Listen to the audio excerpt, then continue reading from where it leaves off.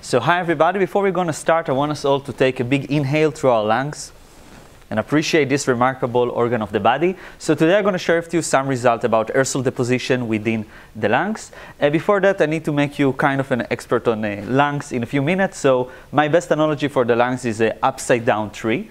So we have the main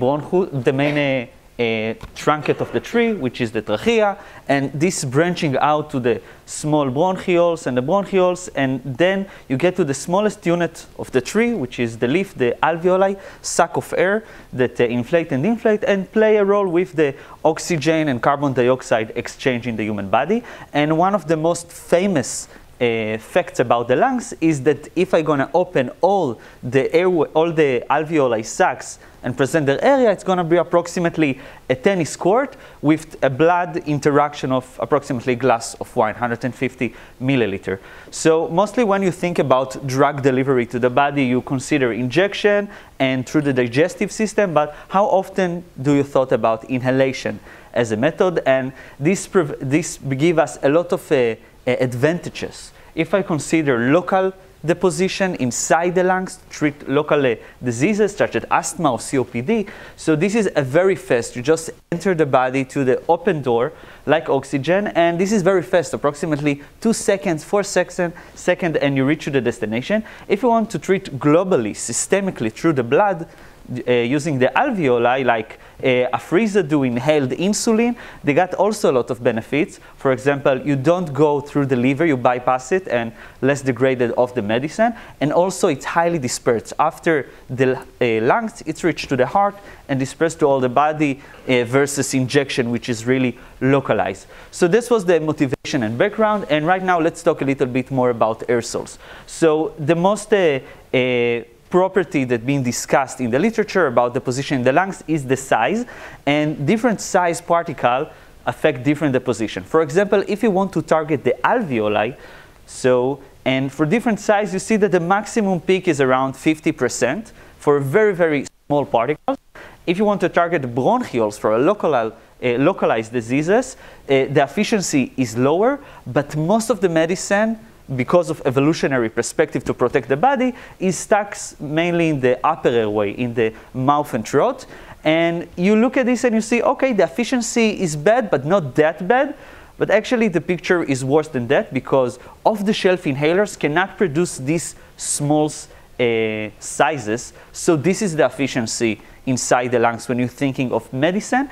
And this is for a healthy person. I don't talk about somebody with a disease or kids, which have even lower deposition. And so I want to show you, maybe we have a solution for that. You see this kid, something very funny happened to his hair tips. His hair tips stand out like this because a very unique phenomena of high area to volume ratio. And something similar happened in the aerosol world. In the aerosol world, we consider aerosols, they also have this ratio, and this is what makes electrostatic to be very dominant also for aerosols and also for our hair tips. So what I'm going to discuss today is how electrostatic affect the position within the lungs. So when an aerosols get outside of inhaler by triboelectricity, it accumulates charge from the inhalers, and this is a known phenomena. Variety of inhalers produce different amount of charges, and when a charged particle enters the body, you consider, okay, what's going to be the ramification of that? So if you consider the lungs to all its different scales, in some point the particle, the aerosol, going to be in some proximity that electrostatic phenomena would start to happen. The particle would start to polarize the tissue, the natural tissue, and then we're going to have electrostatic attraction, which is highly dependent on the distance. So when you usually come down to the particle dynamics, so the equation is non-linear because the electrostatic force, so it's more accepted to work with non-dimensional analysis. You have the Stokes number, which regards to the curvature of the lungs, regard the position, the inverse Paclet, which tell you about diffusion, H, we tell you about settling because of gravity, and last but not least, you have the electrostatic effect. And I want you to see something very important regards the lungs, that all these parameters governed by the characteristic length and the velocity. And the lung is a multi-scale problem. You start with the centimeters and you go down to the scale of the microns. And for that reason, the domination of each one of them change along the path of the lungs. And for that reason, electrostatic is very dominant in the small scales of the lung. That's what they hypothesized. So right now we want to design lung-on-chip model and expose it to aerosol. And this is a big challenge because the lung is a very complex organ. You see all the barification, the exponential growth of the airway that you have. So how you deal with that? So in the industry, gamma synchrography is one of the ways, but this is very costly and also dangerous. You cannot do it on kids. And most of what we do is cascade impactor. The cascade impactor disregards the geometry of the lungs and only account for the particle mobility, mechanical mobility, and different stages where the particle gets stuck related to where the particle deposit, but this is very limited. If you go with simulation, the problem of simulation, it's very expensive. But they found a lot of ideas, smart ideas, how to reduce the CPU of the computation that I'm going to adopt and show you. For example, the trumpet model is taking the complex geometry of the lungs and reduce it to a shape of a bell, that each section related to other part of the bell. This is related to key parameters such as the volume, the flow rate is the same, the average velocity is the same. So it simplifies. So we did use it for our model. Asina region where you have the alveoli sacs. Another approach is the one-path model. Instead of consider all the different paths that you have inside the lungs, you can choose only single path to be a representative to what would happen to every path. The idea here that the particles, when they get there, so when they get to some split, barification, they must choose which way they're going to go. One is our path that we design, and the other one is artificial exit, which is going to pretend to be some continuation of the model, but it's actually a bluff. And we're going to account for the particle later on. So it basically looks something like this. The particle enter the model, and you have some exit, and can continue to our model. Okay? So this is a CFD that we did on our model. And the art of this, of the one-path model, is to make sure that you really have exits that look the same, so the particle cannot tell which one is which. And we compare our results to another simulation that deal with the lung structure, and we made it. We built a lung on a chip that mimic the characteristic phenomena in the lung. Actually, we have two paths, one here and one here for the statistics, and different outlets that the particle can escape the model. The challenges that we face is we have anatomical scales, real dimension. We start for the centimeter scale, and we go down to the micrometer. We have reciprocatory flow, realistic flow. We conduct all the model within with the conductive material to mimic the conductivity of the lung tissue. And it's transparent, so we can exposure particles and look under the microscope what happened in the deposition. So the exposure setup was an aerosol generator, which produce highly charged particle because we use polystyrene particles. As a control group, we take the neutralizer, expose the model, and under the microscope, we investigated what's happened to our one-path model. So you can zoom into the different generation of the lung, the different scales, and see where the particle. We stitch a lot of figures together to build this picture. And let's show you some results. So if I'm going to go with the half of a micron, a bacterial size aerosols, I'm going to have this deposition, but don't forget that this is the one path. It doesn't present what would happen into the lungs. We need another step, which is to multiply each region of the model by how many times it's going to appear in a real lung. And then what you have, that small particle like this can reach the alveoli very, very deeply.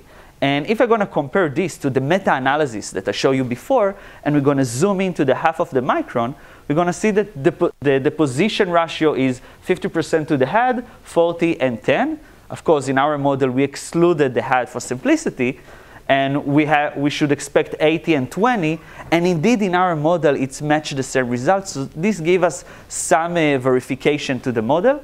And if we're going to charge the particle, we see that charge plays significant role in where the particle would end. You see the charge bring the deposition earlier because it's an additive force that encourages deposition within the lungs.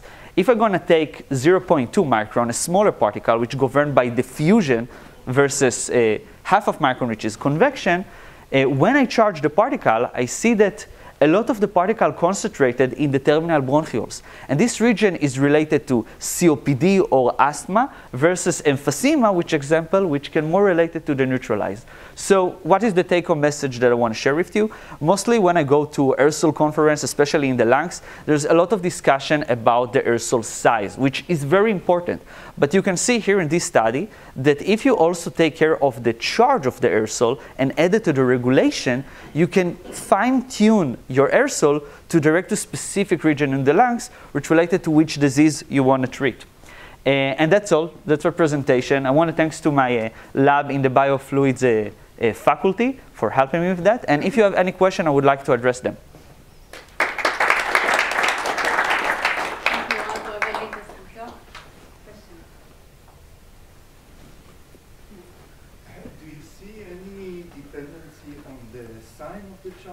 The sign, when you talk about aerosols deposition, you usually don't account for the different sign of the charge because the tissue of the lung is neutralized. And when an aerosol comes in proximity to the tissue, it polarizes to the, it's an image charge phenomena. But I do know some research that has been done that particles that are positive stick more to the tissue. It's more hard for the exhalatory mucus to evacuate it outside. But I'm not sure about that, the last point that I said, but there's some difference in that regard, not in the where it's going to deposit. Yeah. The lungs is known to be heterogeneous. Mm-hmm. And both the trumpet and the one-part model actually assume symmetrical. Yes. On the lab of the chip, on the lungs of the chip, yeah, you can actually model very nicely the heterogeneous structure of the lungs. So is it considered to be the next step? This was my previous step. I have, and I can show you, I have it with me here. I have a small models that present constricted region versus an open region, but you correct, the lungs have variety of scales and length, they are not the same. And usually in the literature you go to with the Weibel model, which some statistical arrangement of sizes for the different places. But you're right, the lungs is not symmetrical, but it's an additional assumption you need to take in order to get to some conclusion. Yeah. The Horstman model is much simpler than the Weibel model. Ah, okay.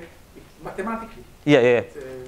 Because it's fractal type. Yeah. We'll continue with the questions maybe later. We have few, but we have to continue. So I'm available, whatever you want to ask. Yeah. I would like to invite Ilan Levy from the Environmental Protection.